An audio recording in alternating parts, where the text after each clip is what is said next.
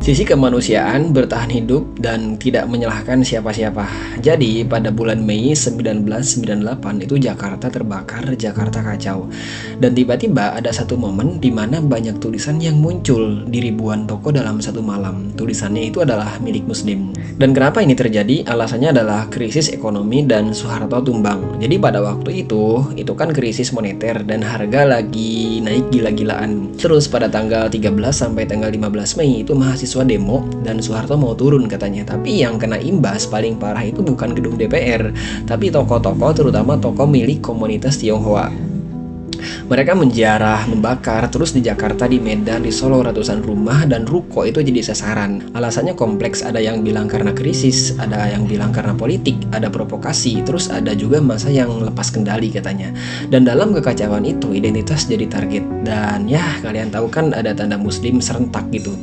Dan dalam kondisi penuh ketakutan itu muncul cara spontan buat bertahan. Pemilik toko nulis Muslim di kaca, masang bendera bulan bintang, terus nempel ayat kursi.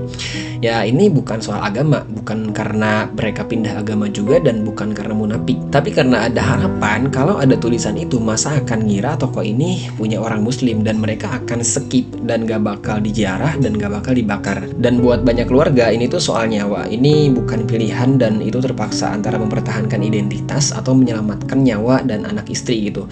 Dan di malam itu nyawa lebih penting gitu kan. Nah ketika ketakutan menang, kerusuhan Mei 1998 itu cermin paling gelap, cermin yang nunjukin kalau krisis sosial udah jadi kebencian identitas. Orang normal bisa jadi brutal dan orang baik bisa terpaksa ngelakuin apa aja.